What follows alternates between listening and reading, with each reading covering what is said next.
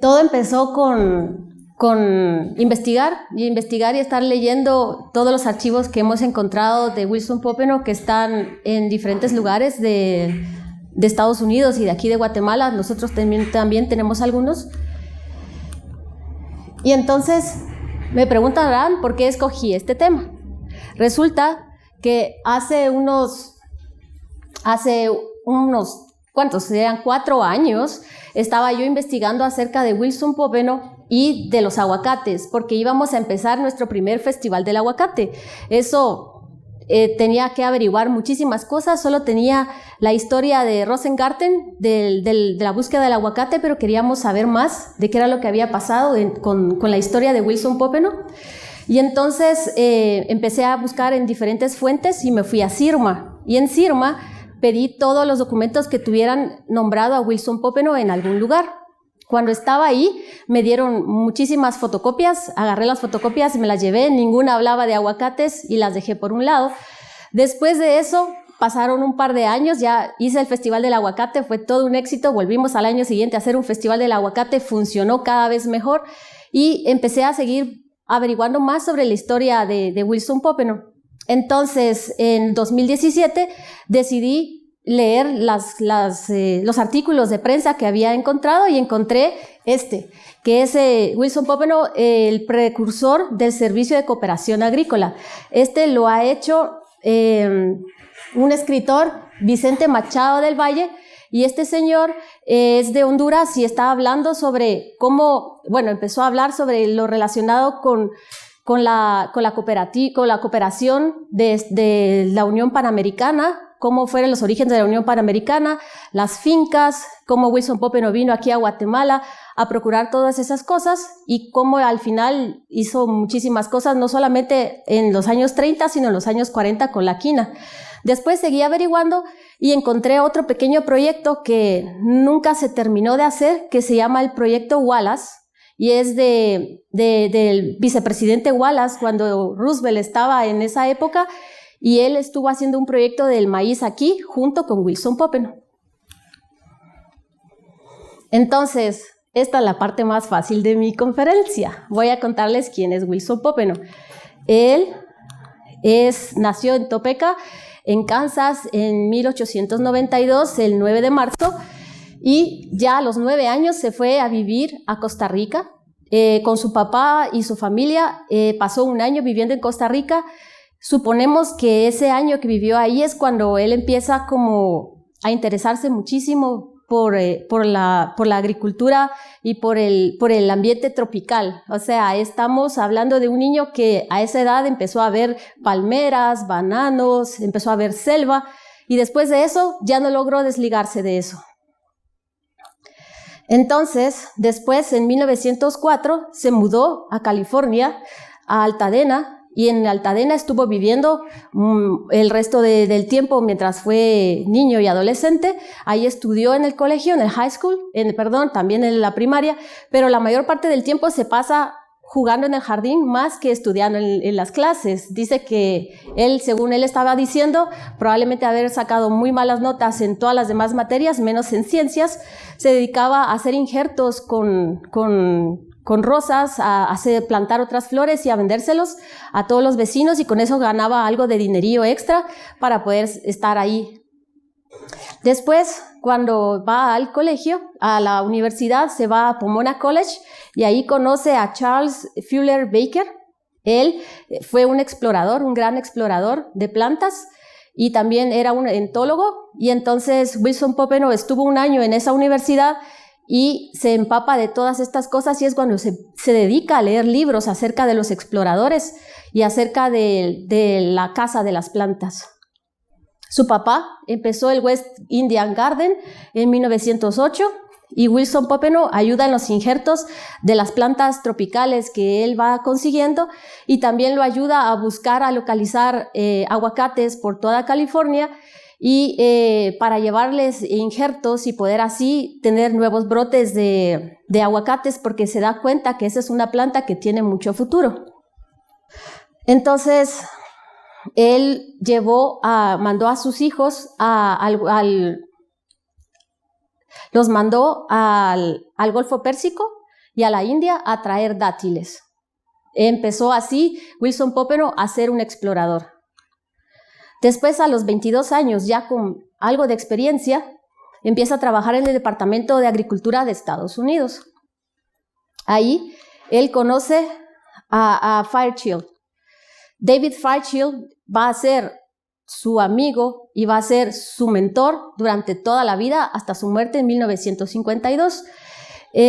Fairchild también fue un explorador y fue una de las personas que más estuvo influyendo en Wilson Popenoe y en la idea de explorar por América. Estuvo explorando Wilson Popenoe, Fairchild estuvo explorando por todo el mundo. Entonces Wilson Popenoe viajó a Brasil ya trabajando para el Departamento de Agricultura de Estados Unidos y estuvo más o menos unos 6 meses en el trópico buscando naranjas. Les llaman de Navel Orange, aquí las conocemos como naranjas Washington.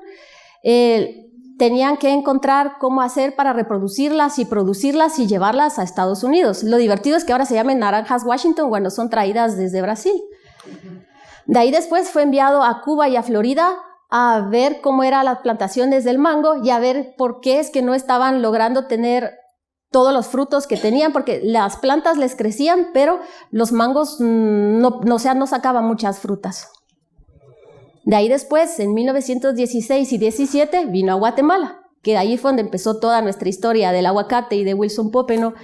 Aquí en Guatemala, viajó por toda Guatemala durante 16 meses, estuvo básicamente en un burro o en un caballo y caminando por todos los departamentos de Guatemala buscando aguacates.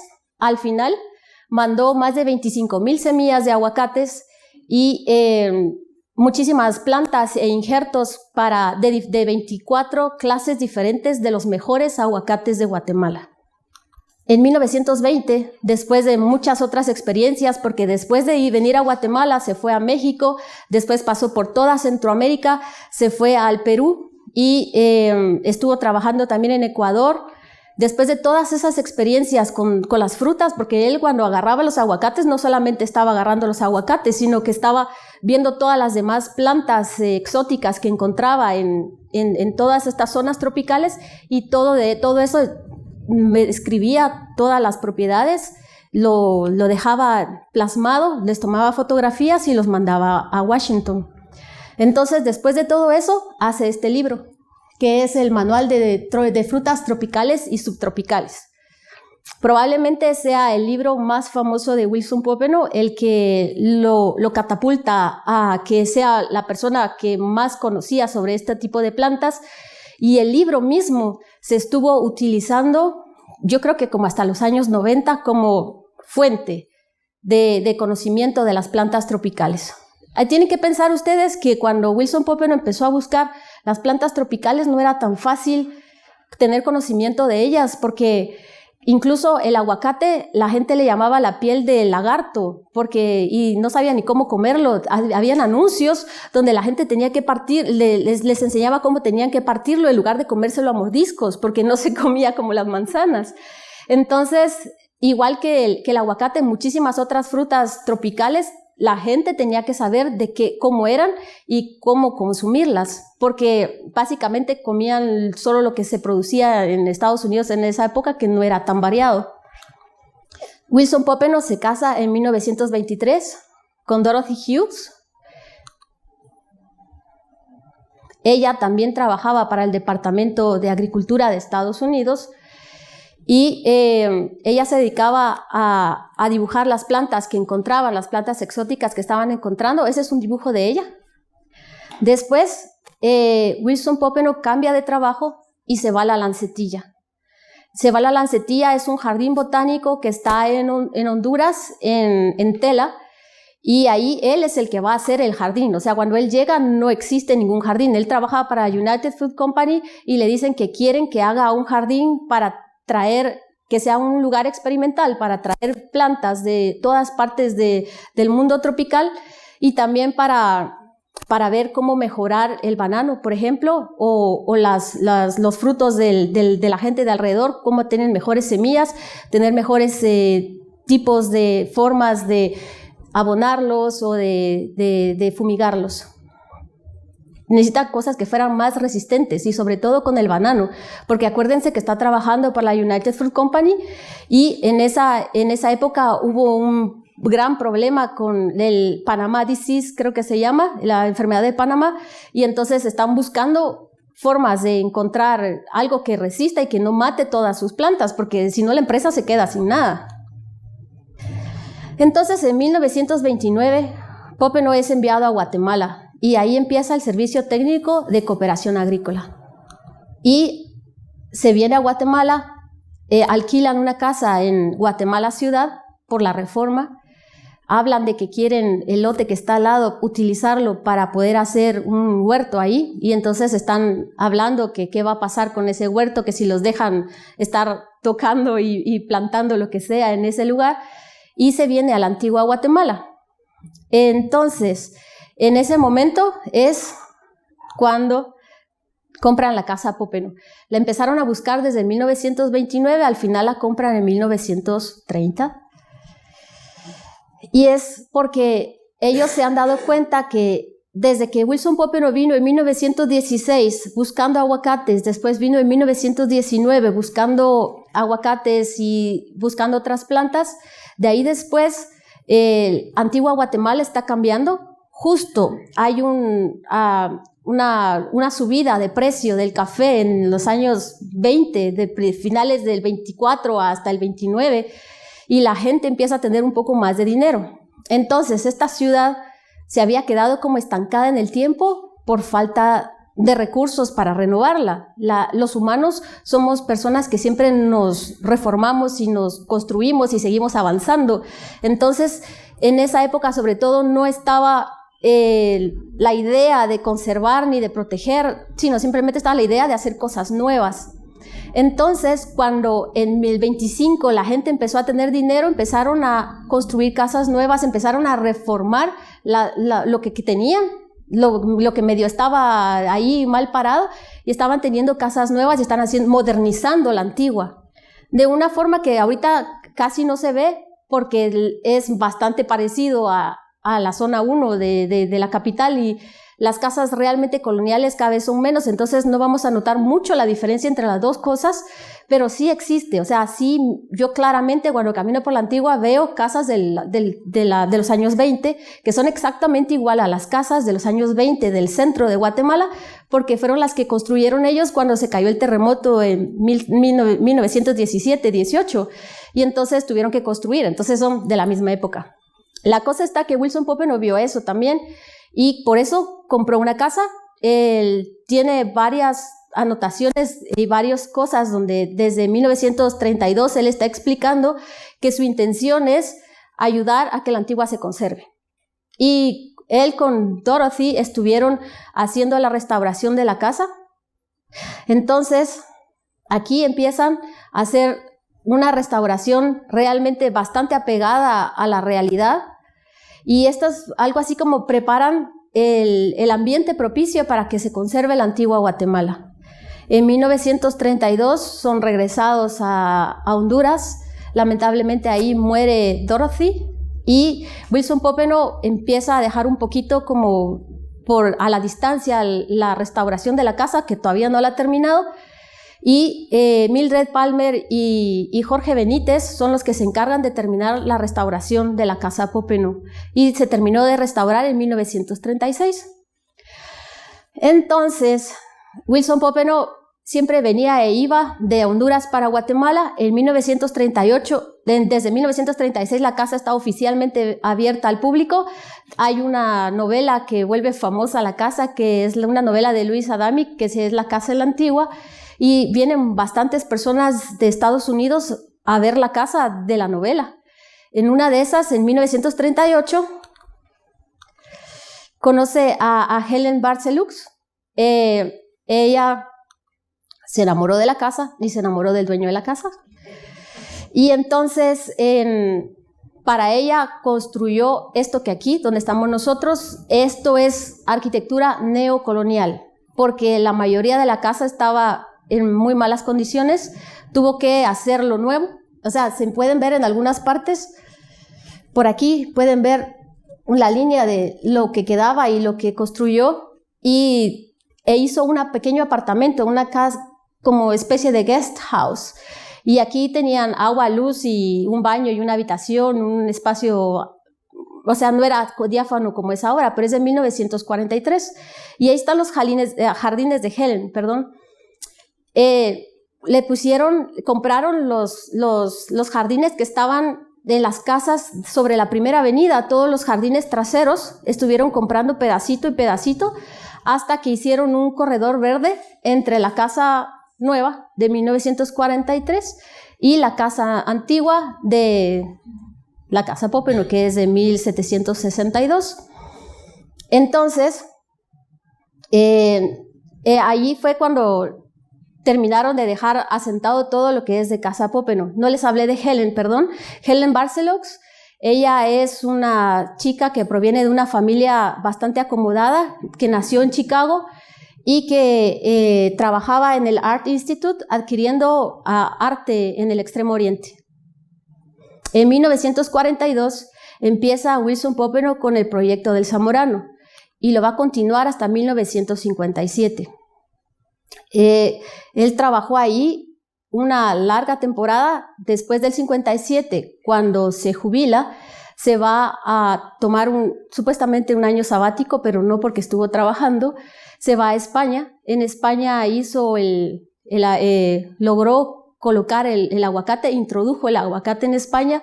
Después se va a Israel a ver cómo están los bananos, a ayudarlos en la producción de bananos, porque parece que ellos tenían una irrigación que estaban casi que volviendo pantanos los lugares y por eso no les funcionaba bien los bananos.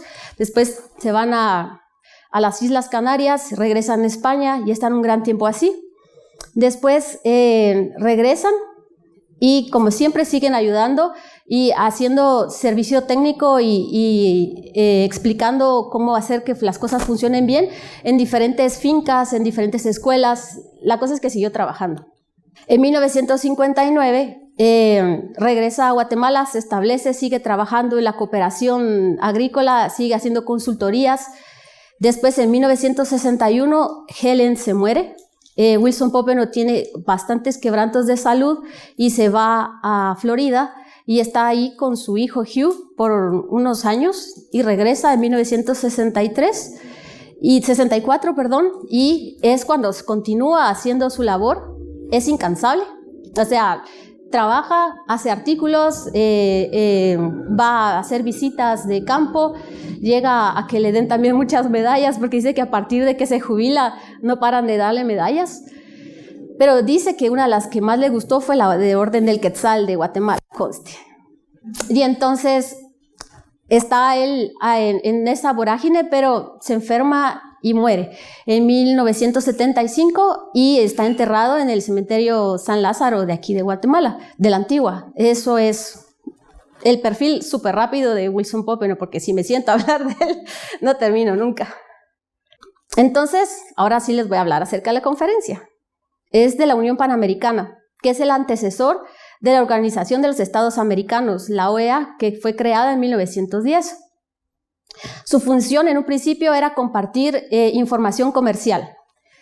Y en 1925, cuando Leo Rowe, él viene y se pone a hablar y se reúne con Wilson Popenoe y hablan de la importancia de ayudar a mejorar la agricultura en América Latina.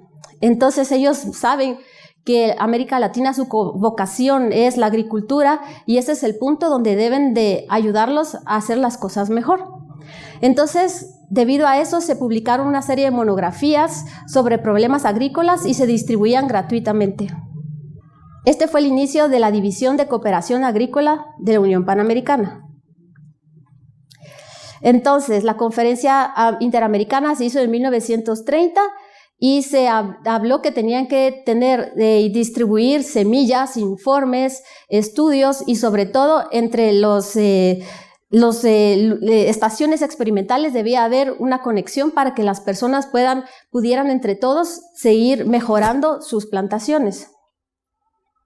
En 1925 también Wilson Popenoe, como les había contado antes, se había he estado trabajando en la Lancetilla y empieza a distribuir, a conseguir plantas como la liches, como la pili. Saben que el pili ahora es una superalimento que están, bueno, Wilson Popenoe decía que esa fruta había que mandarle mucha atención, ese producto. Y entonces en la Lancetilla trabajó para tener también una estación experimental donde pudieran mejorar los cultivos de las personas locales y también a conseguir aclimatar este tipo de plantas como el pili o como las liches y que fueran de ahí después distribuidas gratuitamente por toda Centroamérica. Aquí tenemos unas bambús, es porque también trajo muchísimos bambús de Asia. Y al respecto de eso, tiene una historia bastante interesante, y es que él trajo diferentes tipos de bambús, muchos que eran bastante fuertes, y en un momento en Asia se quedan sin uno de ese tipo de bambús, porque se extinguió, y tuvieron que venir a la Lancetilla a pedir muestras de ese bambú, los asiáticos, y se los llevaron de regreso, gracias a lo que había traído Wilson Popenoe 80 años antes. Entonces, en 1929 se muda a Guatemala y empieza el Servicio Técnico de Cooperación Agrícola, que después va a ser llamado el Servicio Técnico Interamericano de Cooperación Agrícola. Entonces, esto es interesante saberlo, porque muchas veces la United Fruit Company es realmente uno de los monstruos malos de nuestro pasado, pero ellos, junto con la UFCO, con la International Rail of Central America, estuvieron trabajando y dando todos sus expertos y todo el dinero para hacer las estaciones experimentales. Todo el tiempo fue gratis para nosotros. Ellos estuvieron patrocinándolo absolutamente todo. Entonces Wilson Popenoe empieza a ver cómo puede hacer una cooperación entre las fincas y las personas que conocía de las fincas aquí en los alrededores de la Antigua al principio, y después con otros que estaban cerca del lago y por la costa, para hacer un intercambio, una cooperación entre todos, en la que ellos prestaban la tierra y Wilson Popenoe prestaba la tecnología y toda la experiencia para poder venir y mejorar las producciones locales. Investigando correspondencia de Wilson Popenoe, ya en 1929, Jorge García Salas le escribe acerca de que él ha estado hablando con sus colegas y amigos finqueros y que ellos están muy, muy sorprendidos que venga Wilson Popenoe con la United Fruit Company de atrás y que digan, pero ¿para qué están ustedes viniendo a hacer estaciones experimentales para mejorar nuestros cultivos? ¿De qué les sirve a ustedes y a la United Fruit Company? Y entonces explica que él les contó lo que Wilson Popenoe le había dicho a él, a García Salas, y era que ellos querían contribuir a mejorar la producción y a mejorar la cantidad de ganancias, porque entendían que si las personas mejoraban en cierto nivel, todo el mundo se los iban a empujar y iban a tener un mejor estándar de vida, incluso los que estaban hasta arriba, las grandes empresas. Entonces también preguntaron acerca de las instalaciones y dijeron, ¿qué va a pasar cuando después de hacer todos estos experimentos la United Fruit Company se vaya? ¿Qué vamos a hacer con las instalaciones que hayan puesto? Y entonces Wilson Popenoe pensó que se iban a quedar, pero que tenían que hablar un poco más acerca de eso. Entonces es interesante porque es la primera vez, ya en 1929, que encontramos pruebas de que Wilson Popenoe está haciendo estaciones experimentales en Guatemala y que las está haciendo con el auspicio de la United Fruit Company. Y de ahí después, en una siguiente carta, siempre García Salas habla de que había ido a hacer pesquisas a la finca Helvetia en Tecpan. Finalmente, en 1930 empezaron las estaciones y dejó a 2 trabajadores permanentes. Uno es Jorge Benítez y el otro es Gabriel Bonald. Jorge Benítez fue su mano derecha durante muchísimo tiempo, no solamente, ya les conté antes, para ayudarlo a hacer la restauración de su casa, también para venir y ayudarlo en las estaciones experimentales. Después también estuvo trabajando en la quinina. Y aquí solo quería, si ven, dice el Servicio Técnico de Cooperación Agrícola. ¿Lo miran? Y esto ya es en 1932, o sea, ya está asentada la cooperación agrícola en Guatemala en estas fincas. Entonces, la finca de Capetillo, esta finca se encuentra en Alotenango, es Zacatepeques, fue fundada desde el Virreinato de Guatemala.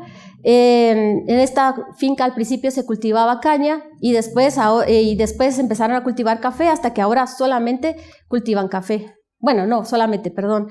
En la época de Wilson Pópeno, probablemente hicieron un jardín botánico en esta zona de aquí. Es donde nosotros consideramos que pudo haber sido la estación botánica de Wilson Pópeno. Y ahí logró introducir caña. En esa época sí había caña, moras y otro tipo de cherries, de berries como las fresas. Y también contaba con un jardín de árboles exóticos. Por eso, por la antigüedad y por la forma en donde está, consideramos que ahí pudo haber estado, pero no tenemos realmente rastros del lugar exacto donde Wilson Pópeno estuvo haciendo las experimentaciones. En la actualidad se sigue cultivando el café. También intentaron hace un tiempo cultivar la frambuesa, ya no lo están cultivando, pero desde hace unos 15 años se está cultivando macadamia y hace unos pocos años que empezaron a cultivar el aguacate. Los dueños de la finca mantienen muy bien el casco de la finca. El lugar es divino, de verdad, me encanta. Y ahí vieron la foto de la invitación, es la foto de la iglesia, es un lugar para irse a casar. Y entonces ahí todavía también conservan el trapiche y el beneficio de café con las mismas instalaciones como las tenían desde probablemente finales del 19, principios del 20, y también se consideran una empresa amable con el medio ambiente y con conciencia social. Cuando se entrevistó a su actual dueño, nos comentó que sí conocía a Wilson Pópeno, pero por sus estudios de agronomía, y que probablemente sí pudo haber estado la estación ahí, pero los dueños eran anteriores, eran otros dueños en 1930. Actualmente le dan café incluso hasta empresas tan famosas como Starbucks. En la investigación de campo creemos, como les dije, que probablemente la estación estaba aquí, en esta zona de acá, que está justo detrás del casco de la casa patronal. Y los árboles que hay ahí son muy antiguos. La siguiente finca se ubica en el Valle de la Antigua, la finca El Pintado. Es cerca de la Antigua, al salir de la Antigua, donde ya está la recta esta, cerca de la finca Colombia. Sí, hay una entrada que es como muy metida y que tiene muchísimas flores. No lo sabes. Bueno, hay una gran zanja para el agua, para las lluvias, y de repente esa zanja se la comen los de la finca. Entonces, esa es la entrada de la finca El Pintado. La finca El Pintado es otra donde Wilson Pópeno hace sus estaciones experimentales. Empezó esta finca al principio con cochinilla y verduras, y luego en 1916 Pedro Cofiño la compró y empezó a hacer experimentaciones. Ya probablemente en 1916 conoció a Wilson Pópeno, pero ya en 1920 Pedro Cofiño se dedica a estar experimentando con café, con caña, con fresas, con ciruelas, y le manda muestras de tierras a Wilson Pópeno en 1920 y le dice que por favor se las analice y que le diga cuáles son los abonos correctos para estas plantaciones para que así produzca mejor, porque no estaba produciendo bien. Y a partir de eso tienen una gran amistad durante muchísimo tiempo. Entonces, los resultados obtenidos fueron muy buenos. Se logró introducir también cañas superiores a las cultivadas anteriormente y varios frutales que antes no se cultivaban en la zona, como el níspero del Japón. A que ustedes no sabían que ese níspero tan rico que se comen en San Juan lo trajo Wilson Pópeno. Y entonces también trajo algunos aguacates que se cultivaban en épocas que no fueran las mismas que los aguacates que estaban acostumbrada la gente aquí en la antigua Guatemala. Según Jorge Benítez, aquí ya empiezo a contarles cosas que he leído en cartas. Entonces Jorge Benítez dice que ha ido a la finca El Pintado, que los injertos se le arruinaron por las lluvias, los injertos de naranja, pero que todo lo demás está muy bonito porque le ha mandado muchísimas flores y que va a volver a injertar las naranjas con los mismos palos que tienen ahí y que está llevando muchísimas otras cosas como gladiolos, lirios y cosas que se lleva desde Casa Pópeno al pintado o desde el pintado a Casa Pópeno. Después vuelve a hablar de los rosales injertados que siguieron creciendo muy bien y que cultivan muchas variedades de espárragos también. Dice que están cultivando moras y frambuesas de Jamaica que Wilson Pópeno llevó, que también está cultivando muchos tipos de fresas, algunas son variedades traídas desde Estados Unidos. También habla ese mismo año, de 1932, de gladiolus, y que tiene un tablón de propagación y que puede llevarle a la Casa Pópeno, y también dice, y también le va a llevar a la finca Mocá. O sea, ya está hablando, ya empezamos a tener relaciones con todas las personas que son los que están trabajando con eso. Habla también, en Wilson Pópeno habla del 23 de diciembre a Benítez, que quiere que le traiga del pintado fresas hacia Casa Pópeno, unas fresas que se llaman tipo missionari y que le estaban funcionando muy bien en el pintado. Entonces en el pintado hicieron un huerto con frutas y las empezaron a propagar. Después de un tiempo lo compró el abuelito de Philip Wilson Arzú. El pintado tiene una casa patronal bastante antigua y se dedica desde hace algunos años al café orgánico. Esa es la casa del pintado, también está lindísima. Eso es lo bonito de hacer las conferencias, es que tiene uno que ir a todos los lugares. Entonces, tienen una gran lombricera. La lombricera la alimentan con compost. El compost lo sacan de todos los restos de café de todas las fincas que están alrededor de los almácigos, se llaman. Almácigos, perdón. Y entonces lo fermentan, ya se lo dan a los lombrices, las lombrices lo transforman, con eso hacen el abono, y el orín, la purina. Esa le sirve a Philip Wilson para evitar la roya en sus cafés. Entonces él, desde hace unos cuantos años, solamente vende café orgánico, que eso es algo muy difícil de hacer, y que dice que está catalogado entre uno de los mejores cafés orgánicos a nivel mundial, y es parte del Rainforest Alliance. Lo que significa que en su finca tiene que plantar diversidad de árboles, no solamente puede tener gravileas, tiene que tener de otro tipo de cosas más. Lo que pasa es de que el día que le caiga una plaga fuerte, le va a costar muchísimo sacarla si tiene solamente las partes orgánicas. Entonces, vamos a hablar de la finca Retana. Esta finca se ubica detrás del barrio de San Bartolomé Becerra y en Antigua Guatemala. Ahí está, en esa parte de aquí. Este es Bartolomé Becerra, ¿no? Y aquí está, esta es la finca Retana, toda esta parte de acá. Dice la leyenda que había un fraile, que era una finca de frailes, y que uno de esos frailes se llamaba, era el padre Retana, y entonces se quedó el nombre de Retana en esta finca. Y después la finca fue vendida a las familias Aguirre y Paul, que se dedicaban a la producción de rapadura y de ganado de leche y cochinilla, y después de eso la compró Pedro Cofiño. Entonces Pedro Cofiño empezó a trabajar ahí en 1932, justo cuando Wilson Pópeno empezó a trabajar con las fincas experimentales, que estaba trabajando con las fincas experimentales, y también ahí trabajó con ellos. Entonces en los años 40 decidieron cambiar lo que tenían y empezaron a sembrar café hasta el día de hoy. Empezó en 1935 más o menos con una estación experimental de maíz híbrido con el Iowa State College y Dr. Melhus y Wilson Pópeno, y después también estuvo trabajando con la chinchona, y eso Wilson Pópeno le rentó tierra para producir la chinchona para después podérselo dar a todas las fincas. También tenía Pedro Cofiño en su finca frambuesas que llevó Wilson Pópeno. Con Jorge Benítez pensaban hacer un vivero con rosales, con canes, con lirios, con matas de citrus, con duraznos y con rosas. Cuando empezó el estudio de la chinchona en Guatemala, Pedro le rentó sus pedazos. Jorge Benítez el 10 de septiembre del 32, le dice que fue a Retana a arreglar sus flores y a poder venir y ver las plantaciones que había a la orilla del lago.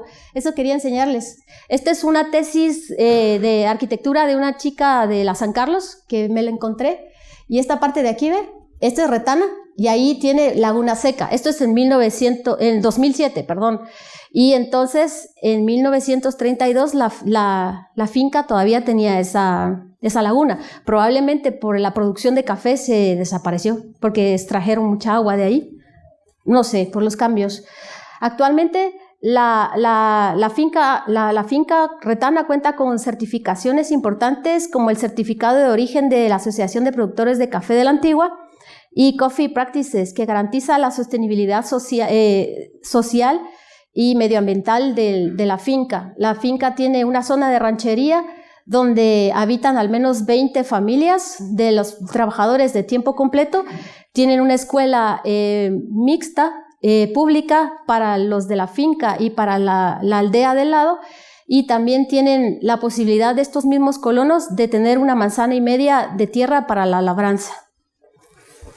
Se ha determinado como zona específica de conservación el casco de la finca y la ermita de San Andrés de An, que está dentro de la finca, y también cuenta con un sitio arqueológico llamado Los Venados. Creo que es como una plaza y unos montículos alrededor. También tiene una zona protegida. Entonces, estas fincas que hemos estado viendo, al igual que la que va a venir ahorita, que es la finca Helvetia, todas tienen una sensibilidad diferente a lo que nos podemos imaginar que son las fincas de café. No sé si se han dado cuenta. Otra de las pequeñas estaciones experimentales es la finca Molino Helvetia. Wilson Popenoe la conocía como finca Helvetia, y esta finca en 1925 fue comprada, y desde esa época, el gobierno la tenía y estaban sembrando trigo y no les funcionó económicamente, y entonces la vendieron, la compraron esta familia y estuvo desde esa época hasta el 2005 moliendo trigo, sembrando trigo. Y ahora es un lugar donde hay senderos, donde hay zonas protegidas de árboles y donde pueden también ir a descansar. Desde más o menos 1936, Wilson Popenoe se acerca a Merck & Company y hablan acerca de la chinchona y de dónde pueden venir y colocar los árboles en diferentes lugares, y él escoge la finca Helvetia para hacer experimentos con la chinchona y también con diferentes tipos de árboles frutales que solamente pueden estar en tierras frías, porque como esta finca, perdón, no les he dicho, esta finca está en Tecpan. Es una zona bastante fría, entonces tienen durazno, manzana y algunas peras y ciruelas, y eso las logró introducir bastante bien Wilson Popenoe. Actualmente esta finca se llama Finca Molino Helvetia. Hasta 1963 tengo rastros de que Wilson Popenoe seguía llevando plantas frutales a la Helvetia y seguía experimentando con ellas. Y es un lugar que se dedican al orgánico y tiene una sensibilidad bastante creada de mucho tiempo atrás. No solamente esta finca, sino todas las que le he enseñado antes. Se pueden quedar a dormir ustedes ahí si quieren. El lugar es bien bonito, yo no he ido todavía, solo tengo las fotos. Estas son las casas que tienen para rentar. La siguiente finca que voy a hablar es la finca Moca. La finca Moca está en el otro lado del volcán de Atitlán, ya en el lado de la Boca Costa, y esta perteneció al amigo de Wilson Popenoe que se llamaba Gordon Smith. Con él estuvieron trabajando intensamente. Es interesante, aquí se mira, estas son fotocopias, escaneos que me hizo Luis Fernando Samayoa del libro Moca que ellos hicieron sobre la finca. Entonces, de un lado, este es el lado de la casa en Panajachel. Ahora es al final de la calle Santander y es un hotel, y es un lugar muy bonito que estuvieron desde los años 20, 30 ahí. Y este es el otro lado donde está la finca Moca, justo del otro lado de ese volcán. Entonces, en Panajachel, a orillas del lago Atitlán, se estableció otro de los centros experimentales en el terreno de propiedad de Gordon Smith, y ahí se logró con mucho éxito las variedades de durazno, de uvas, de fresas y varias clases de cítricos. Wilson Popenoe frecuentemente mandaba muchísimas plantas a este lugar donde estaba Gordon Smith y donde tenía todas sus plantas experimentales a ver si funcionaban en ese lugar. También en la finca Moca, en Panamá, los Andes y el Zapote, con Owen Smith y Gordon Smith estuvieron trabajando la chichona. Según la información de Luis Fernando Samayoa, Wilson Popenoe conocía a Gordon Smith desde los años 20. Él llegó la primera vez a la finca Moca porque se había dañado un pie en la búsqueda de plantas en Zacapa y tenía una infección terrible y estuvo pasando meses ahí, y mientras estuvo ahí hizo un huerto de cítricos. Y esta es la casa que probablemente sea el hotel, no sé si es el Hotel Atitlán o uno de esos que está al fondo de la calle Santander. Dicen que todavía existe. Se llamaba Ruchichoy, que en lengua dice enfrente del agua. En Moca también desarrollaron la quina. Años después, Owen Smith, en 1941, le cuenta a Rosengarten, que era el que estaba encargado de la quina en la finca El Naranjo, que desde que no se han visto, también en las fincas han estado trabajando con el árbol de pito. También habla de fincas como La Bolsa y los Andes y Panamá, donde hablan acerca del aceite de tung. ¿Saben del aceite de tung? El aceite de tung saca un barniz increíble para la madera. Y entonces también estaban viendo para ver sus posibilidades. Me imagino que en esa época de la preguerra, para ver si tenían que barnizar a los buques y cosas de esas. Y también hule, están trabajando mucho con árboles de hule. Entonces, todas las estaciones, afirmaba Popenoe, eran cooperativas, en terrenos particulares y con la ayuda de los técnicos de la United Fruit Companies. No tuve información de las últimas dos fincas que hablan en el artículo que les enseñé. Según entrevistas a Marion, la finca... hay una finca que se llama la finca Variedades, que Edwin Schock habla de ella, pero no sabemos, o sea, la hemos localizado ahí, pero no se logra llegar a este lugar. Probablemente ya se adhirió a otras fincas. Esto está justo cerca de Moca y de Panamá y de los Andes y de todos estos. Y la séptima estación de la que hablaba el autor de la noticia, habla de una terrenos que estaba aledaños a la estación de ferrocarriles en Zacapa. Eso está más difícil de averiguar. En 1934, en vísperas de la guerra, Estados Unidos quiere ver si puede producir quinina en América, porque ya están los conflictos de todos los países y en algún momento saben que les van a bloquear el paso a Asia, ¿no? Entonces hablan con la American Company, que es una compañía que trabaja la quinina desde 1822, y entonces le dicen, miren, necesitamos plantar quinina en el trópico americano. Y entonces resulta que George Merck, que es el dueño de American Company, fue compañero de la Universidad de Thomas Jefferson Coolidge, que era el director de la United Fruit Company. Y entonces le dice, mira, me tienes que ayudar en esto, el gobierno me pidió quinina en América, no sé cómo hacerlo, porque nosotros no hemos trabajado jamás en América. Y entonces él le dice, te voy a prestar a Wilson Popenoe, no se lo donó, te voy a prestar a Wilson Popenoe para que Wilson Popenoe te ayude a instalar las fincas experimentales de quinina en Guatemala. Y técnicos, porque tampoco tenían técnicos ellos se dedicaban a la industrialización de la quinina, ya les llegaba, no simplemente empezar desde cero, ¿no? Entonces, Wilson Popenoe empieza a trabajar las estaciones aquí y tiene tan buena suerte y le está yendo bastante bien controlando las diferentes fincas que lo mandan a hacer lo mismo en América del Sur. Las semillas de la quinina fueron distribuidas entre varios productores. Entre ellos estaba Gordon Smith y Leon Linder Petersen. En la área de los aposentos que previamente Wilson había visto fue donde empezaron a plantar la chinchona en la finca Mocá. Después, el resultado de esta labor fue que se fue a América del Sur y después la finca Panamá, finca Los Andes y finca Patzulín, desde 1936 a cargo de John y Owen Smith, empezaron a crear una gran estaciones de quinina.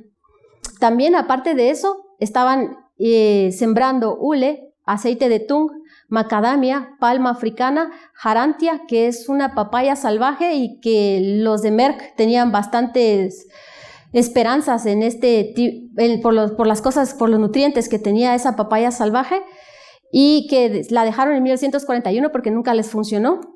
Y entonces estuvieron plantando en todas estas fincas. Si ustedes ven en la anterior, todas las fincas el día de hoy son fincas que tienen protección de bosques, que tienen vistas de pájaros. Hay una de ellas, la de hasta arriba, la de los Andes, donde tiene avisamiento del quetzal incluso. La finca de los Andes era parte de la finca de Panamá. Y en ella estuvieron sembrando caucho, café, macadamia, mangostán, aguacatejas, miel de abejas, bambú y quinina. Y es una de las zonas protegidas en la Boca Costa, justo antes de que lleguen más abajo. La finca Panamá fue pionera en cultivos y Wilson Popenoe ayudó a introducirlos. También tenemos muchísimas cartas sobre la distribución y sobre la tecnicización de la quinina. Aquí explican cómo están colocando las tierras y cuáles son los cálculos de quinina en cada una de las plantas. La idea es que ellos están trabajando intensamente en los años preguerra y los primeros años de la guerra para tratar de contener la malaria de sus soldados. Y siempre está el Experimental Plantations Inc., que es la finca del Naranjo, que era parte de Merck & Company. Esta finca del Naranjo, que les contaba, era la base del programa experimental de Plantations Inc., lo dirigía Rosengarten, pero bajo la supervisión de Wilson Popenoe. Lo más importante del naranjo para combatir la quinina era combatir la plaga de una enfermedad que es una especie de moteado rojo que tienen las hojas y que le pasa cuando tienen deficiencias de algún nutriente. También tenían que ver cuáles eran los árboles más valiosos, cuáles eran los buenos, cuáles eran los malos, cómo hacer para multiplicar correctamente los mejores árboles. También tenían que desarrollar formas de evitar 2 de los hongos que les estaban afectando, y tenían que mejorar métodos de injertos y establecer un estándar más efectivo para ver cuáles eran los que más valían la pena. La finca del Naranjo queda ahí. Está también, por aquí está por Canatitlán. En 1940, Owen Smith le escribe a Wilson Popenoe directamente a la finca El Zapote. No sé si conocen la finca El Zapote.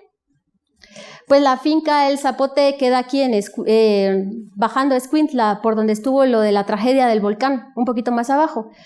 Esta finca la compró Leif Lind Petersen y era amigo de Wilson Popenoe. Wilson Popenoe estuvo viviendo ahí y trabajando en la quinina. Ahí sembraron muchísimos árboles de chinchona y fue uno de los lugares donde mejores árboles consiguieron. Es más, en una de las cartas que están hablando, discuten de cómo hacen, porque tienen que hablar con Petersen de que la mitad de los árboles les pertenecen a ellos, porque de algún momento me imagino que ya estaban diciendo que tal vez ya no les convenía tanto el trato. Pero el caso es que hubo un intenso tráfico de quinina en toda Guatemala.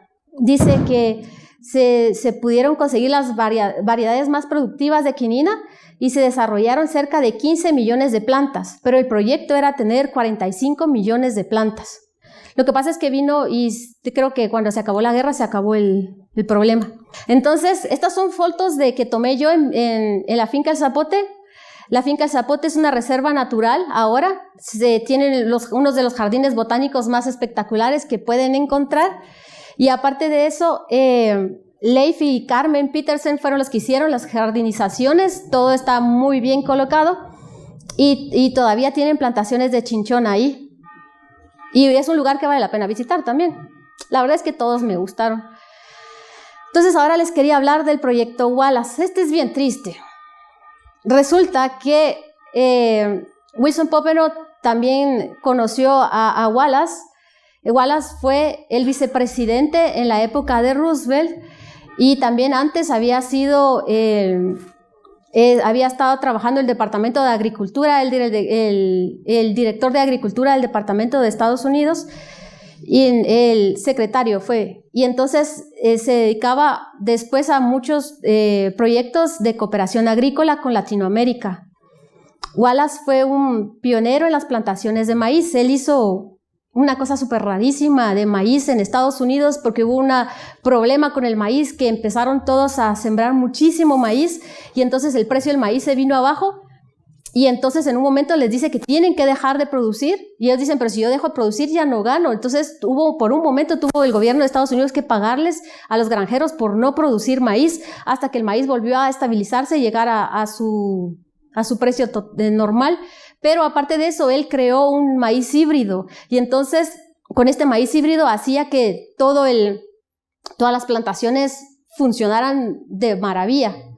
Entonces, él fue una de las personas que quiso ayudar a los trabajadores, a los indígenas de las tierras altas a producir un mejor maíz.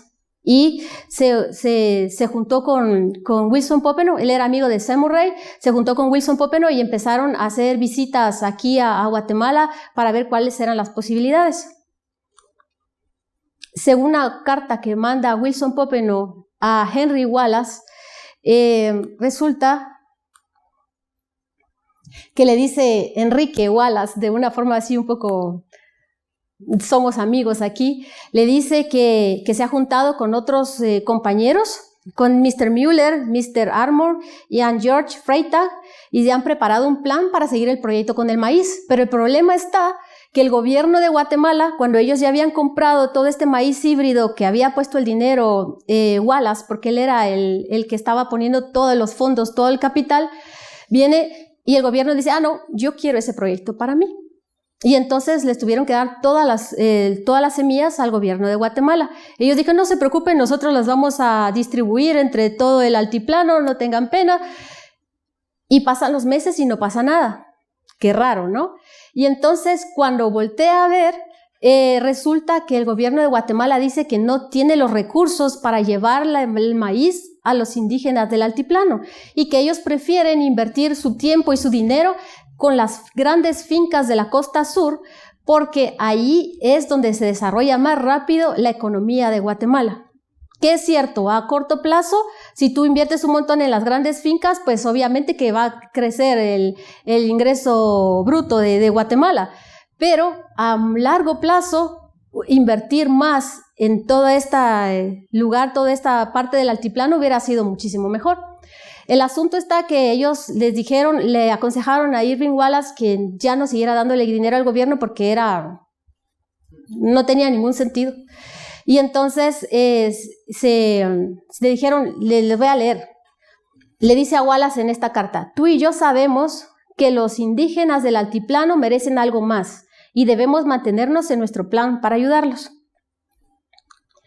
Entonces, le explican que al menos han logrado llegar, estas son fotos de Wallace de cuando estuvo haciendo el plan en México, por cierto, México sí funcionó, que ellos empezaron a distribuir las semillas y que la idea que ellos tenían era que tenían que llevarlas, pero no mandarles sacos de semillas o mandarles sacos de abono, sino tener las semillas y decirles, bueno, en esta zona vas a plantar las semillas que te voy a dar, en esta otra zona plantas como tú plantas toda la vida y tienes que seguir este proceso. Y en esta zona te vamos a decir qué tipo de abono vas a usar, que usaban un abono que era donado por El Salvador, por un señor de apellido Sola. Y en este otro lado tú haces las cosas como sea, pero en estas semillas tenías que tener irrigación y todo eso. Y entonces, cuando sea la hora de la cosecha, tú mismo vas a decidir qué es lo que vas a hacer. Y esa fue la idea que estuvieron trabajando, pero a muy poco escala porque estaban bloqueados por el gobierno. Entonces, de esta forma, México sí apoyó el programa de maíz, el Wallace Program, pero en Guatemala se vio frustrado por nuestras autoridades. Es así como, hablando ya para cerrar, como un hombre y una compañía lograron una eficaz labor agrícola en Guatemala, trazando los primeros lineamientos para una obra de mayor envergadura, que sería el Servicio Técnico Interamericano de Cooperación Agrícola. Entonces, logros de Wilson Pópeno con las plantas. Introdujo la palma de aceite africana, variedades traídas desde África Occidental, Java, Sumatra. En Sumatra obtuvo material para mejorar el hule, el caucho, y se plantó todo esto en la Lancetilla. Durante la Segunda Guerra Mundial se extrajeron de ahí muchísimas semillas para plantarlas en otros países tropicales. Wilson también trajo mejores y más fuertes variedades de bambú desde Asia. Como anécdota, contarles que el bambú, ya les había contado que el bambú de Asia lo tuvieron que regresar para recuperarlo en Taiwán. Control y manejo de plagas en el café, mejoramiento en el cultivo de la caña de azúcar, con variedades superiores, introdujo el pili. Es una semilla, pili, de las Filipinas, porque creyó que sería un cultivo muy importante. Aparentemente ahora es un superalimento. Deberían de averiguar de él, es muy bueno. En mangostán fue sembrado en la Lancetilla desde 1926, que posee ahora el huerto más grande de estos árboles y ha sido distribuidos a todos los países de América Central. Mejores especies de mango, mejores especies de aguacate, la lichi, la jaboticaba, esta no la conocían, y un grumichama del Brasil, que son unas cerezas del Brasil. E introdujo también con éxito el arroz, porque antes de Wilson Pópeno intentaron cultivar el arroz en el siglo XIX y no les funcionó, a él sí ya le funcionó. Todas estas variedades fueron distribuidas gratuitamente y son ahora ampliamente explotadas en Centroamérica, gracias a la política de cooperación de la United Fruit Company y del Servicio de Cooperación Interamericano. Es de tomar en cuenta que la United Fruit Company y Estados Unidos no siempre han sido los malvados de la historia, tienen sus cosas buenas y esto es una parte que me gusta enseñar de las cosas buenas. Siempre me gusta enseñar la parte buena de todo tiene varias caras. Y la idea de ellos es que con una mejor economía, una economía más fuerte, todos salimos ganando. Los mismos United Fruit Company, si toda la gente está pobre, ellos no les pueden vender sus productos, o sea, necesita que todo el mundo salga adelante. Entonces, no sé si ustedes saben, para terminar, solo una última anécdota. Wilson Pópeno, cuando se jubiló, quería irse a vivir a San Francisco, California. Él compró un terreno ahí en San Francisco, California. Lo compró en la Mission Street.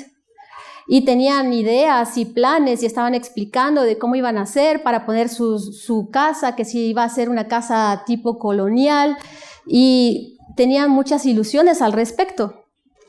Entonces, en 1957, después de estarlo pensando muy bien, le habló a su primo Charles, le escribió y le dijo que tenía que vender el terreno, porque ya se dio cuenta que nunca iba a lograr vivir en San Francisco, porque tenía todavía muchísimo que hacer en Centroamérica y en América Latina, y que tenía muchas cosas que enseñar y todavía no le daba tiempo, que le sobraba lo que hacer y tenía muy poco tiempo para eso. Entonces les leo la carta. Dice: maldita sea el negocio de jubilación. Pensé que iba a tener tiempo para leer y cultivar un huerto. Pero, ¿qué sucede? Me jubilo e inmediatamente vamos a España e introducimos unas 20 variedades de aguacate. Luego nos dirigimos a Israel para ayudar a esos muchachos a cultivar más bananos. Luego nos dirigimos a las Islas Canarias, donde empezamos con el mango Haden. Y ahora parece que tengo que ir a Venezuela para ayudar a planificar un programa de mejoramiento de frutas. Luego, en junio, tengo que ir a Costa Rica para leer un documento titulado 50 años con frutas tropicales. Gracias.